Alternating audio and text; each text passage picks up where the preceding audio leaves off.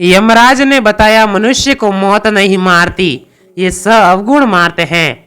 एक समय की बात है, भगवान श्री राम अपनी राजसभा में बैठे हुए थे। तभी वहां पर एक सेवक ने आकर बताया कि आपके पिता तुल्य बूढ़े मंत्री सुमंत की मृत्यु हो गई है।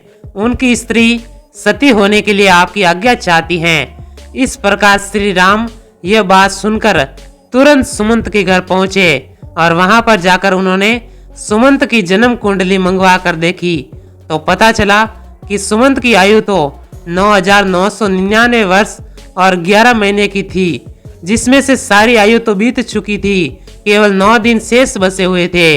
यह देखकर प्रभु श्री राम ने गुरु वशिष्ठ को बुलाया और उनसे कहा, हे गुरुदेव, सतयुग में मनुष्य की आयु 1,00,000 वर्ष की निश्चित की गई है, त्रेता युग में 10,000 वर्ष की निश्चित की गई है, द्वापर युग में 1,000 वर्ष की निश्चित की गई है और कलयुग में 100 वर्ष रखी गई है। फिर भी यमराज ने मेरे राज्य में मेरा अपमान करके इस नियम का उल्लंघन किया है। मेरे मंत्री की आयु अभी पूरी नहीं हुई है, पूरी होने में अभी 9 दिन बाकी हैं, तो उन्हें यमराज यहाँ से क्यों ले गए? मैं भी यमराज को बांध कर आऊंगा और सुमंत को जीवित करवाऊंगा। इतना कहकर प्रभु श्री राम गरुड़ पर बैठकर यमराज की नगरी चल दिए। तब रास्ते में उन्होंने पासों में बंधे हुए सुमंत को देखा, जिन्हें यमदूत ले जा रहे थे। देखते ही प्रभु श्री राम ने यमदूतों को मारकर सुमंत को यमदूतों के हाथों से छुड़ा लिया। यह देखकर यमदूतों ने विनय पूर्वक कहा, हे राजा राम, हमने आपका क्या बिगाड़ा है जिसके लिए आपने हमें ऐसा दंड दिया? प्रभु श्री राम कहने लगे, यमदूतों, अभी इसके जीवन के 9 दिन बाकी हैं, तो तुम इन्हें पहले ही क्यों ले जा रहे हो? इन सब के दिन पूरे हो जाएंगे तब आकर तुम इन्हें ले जाना, तब मैं कुछ नहीं कहूंगा। इस प्रकार प्रभु श्री राम की बात सुनकर यमदूत कहने लगे कि हे राजा राम, इनका जन्म एक अजीब तरह से हुआ था।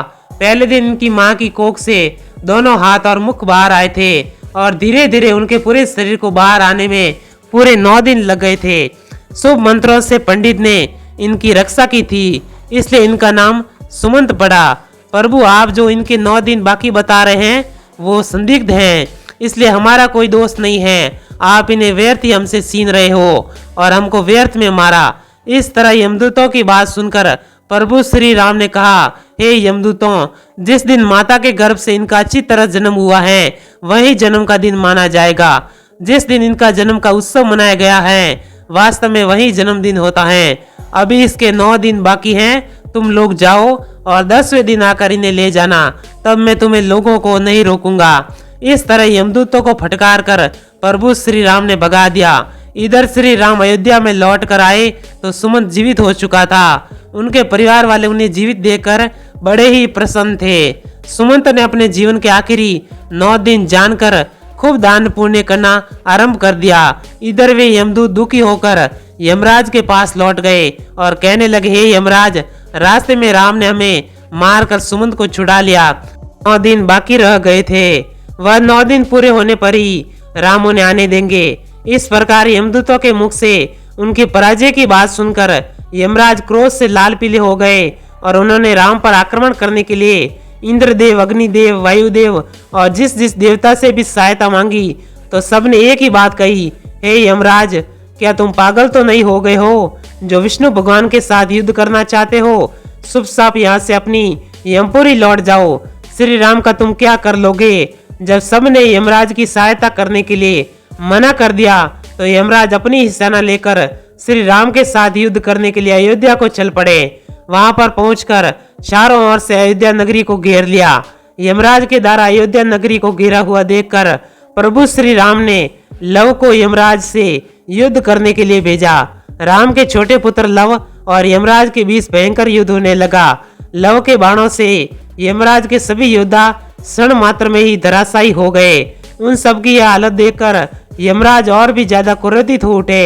अंत में यमराज ने लव पर अपना यमदंड छोड़ दिया। यमदंड को देखकर लव ने यमराज पर ब्रह्मास्त्र छोड़ दिया, जिसे देखकर यमदंड वापस लौट गया और लव के द्वारा छोटा हुआ ब्रह्मास्त्र यमराज के पीछे पड़ गया। ब्रह्मास्त्र को देखकर यमराज प्राण बचाने के लिए भागने लगे। उधर जब सूर्यदेव ने देखा कि ब्रह्मास्त्र से यमराज का बच पाना मुश्किल है। तो घबराकर सूर्यदेव राम के छोटे पुत्र लव के पास आए और प्रार्थना करने लगे, हे पुत्र, इस ब्रह्मास्त्र को लौटाकर यमराज के प्राण बचा लो, क्योंकि तुम हमारे ही वंश में उत्पन्न हुए हो और यमराज भी हमारा ही बेटा है। क्या तुम अपने पूर्वज यमराज को मार डालना चाहते हो? इस प्रकार सूर्यदेव के निवेदन पर लव ने ब्रह्मास्त्र को लौटा लिया। तब यमराज अपने पिता सूर्य को आगे करके श्री राम के पास गए। श्री राम ने सूर्य देवता का पूजन किया और यमराज ने श्री राम से क्षमा मांगी। युद्ध भूमि में जितने भी आदमी मर गए थे उन पर इंद्रदेव ने अमृत वर्षा करके सबको जीवन दान दिया। इसके बाद श्री राम ने यमराज से कहा कि जब तक मैं अयोध्या नगरी पर शासन कर रहा हूँ तब तक तुम उन्हीं मनुष्य को अपने लोक में ले जा सकते हो जिनकी आयु पूर्ण हो चुकी है। उसी दिन से राम ने पूरी पृथ्वी पर यह घोषणा करवा दी कि आज के बाद कोई मनुष्य अपने नित्य कर्म को ना छोड़े, ब्राह्मणों का कोई अपमान ना करे, किसी के साथ द्वेष भाव ना रखे, कोई किसी के धन को ना चुराए और अगर धन चुराएगा तो उसे दंड मिलेगा। दुराचारियों को कड़ा दंड दिया जाएगा। धर्म कर्म सदा होता रहे। यदि किसी की अकाल मृत्यु हो तो तुरंत हमारे पास लेकर आए, उसे तुरंत जीवित किया जाएगा। यमराज को राम ने यह भगवान श्री राम में कभी भी हमारे किसी भी अकाल मृत्यु नहीं होनी चाहिए। तब यमराज ने कहा, हे प्रभु, मैं तो वैसे भी किसी को नहीं मारता हूँ, सब अपने कर्मों से ही जन्म और मृत्यु पाते हैं। मैं तो निमित्त मात्र हूँ। आयु पूर्ण होने पर मिलने वाली मृत्यु और अकाल मृत्यु का प्राणी स्वयं ही कारण होता है। इसमें किसी का कोई दोष नहीं होता है। मुझे तो अपने माध्यम बनाकर जो जिम्मेदारी सौंपी है मैं तो उसी का पालन कर रहा हूँ। जन्म देने वाले और मारने वाले तो आप ही हैं। आपके द्वारा लिखे गए विधान में से तो मैं क्षण किसी के जीवन में एक क्षण ना तो घटा सकता हूँ और ना बढ़ा सकता हूँ। यह तो आपके हाथ में है। भगवान आप चाहे तो मृत्यु का समय पूरा होने के बाद भी प्राणी की आयु प्रदान कर सकते हैं। आप चाहे तो उसे समय से पहले भी मृत्यु प्रदान कर सकते हैं। आप चाहे तो ब्रह्मा के लिखे हुए लेख को भी बदल सकते हैं और आपने यह किया भी है। आपके राज्य अभिषेक के लिए वशिष्ठ मुनि ने शुभ मुहूर्त निकाला था, फिर भी आपने राजा न बनकर वनवास धारण किया था। सब कुछ आपकी इच्छा के अनुरूप ही होता है। सुख दुख जीवन मरण लाभ हानि मनुष्यों के स्वयं कर्मों की उपज होती है। ये सब गुण मनुष्य की आयु को क्षीण करती हैं। अभिमान, व्यर्थ का बोलना, त्यागहीनता, क्रोध, उदरपूर्ति, दोस्त से विद्रोह, ये सब अवगुण तीखी कटार हैं जो मनुष्य की आयु को घटाती रहती हैं। यही अवगुण मनुष्य का वध करती हैं। रावण, कंस, हिरण्यकश्यप, इन्हें मृत्यु ने नहीं मारा, इन्हें मारा था उनके अभिमान ने। शिशुपाल, दुर्योधन, शकुनी, कर्ण को मृत्यु ने नहीं मारा, उन्हें मारा था इनके बड़े बोले पुण्य ने। जो दोषों को नहीं त्यागता उनमें लिप्त बना रहता है, उसे उसके दोष की मृत्यु के समय पहुंचा देते हैं। क्रोध ऐसा राक्षस है जिसके सर पर बैठ जाए उसकी बुद्धि और विवेक को खा जाता है और क्रोधवश ऐसा कर जाता है जो मृत्यु तक स्वयं ही पहुंच जाता है। मनुष्य खाने के मामले में भी कभी कभी वह इतना गिर जाता है कि अच्छा बुरा कुछ नहीं देखता।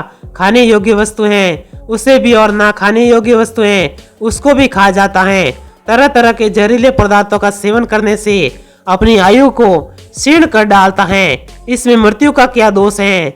दोस्त के साथ जो बुरा बर्ताव करता है, उसे धोखा देता है, उसे अपमानित करता है, वह भी मौत से नहीं अपने ऐसे कर्मों से मरता है।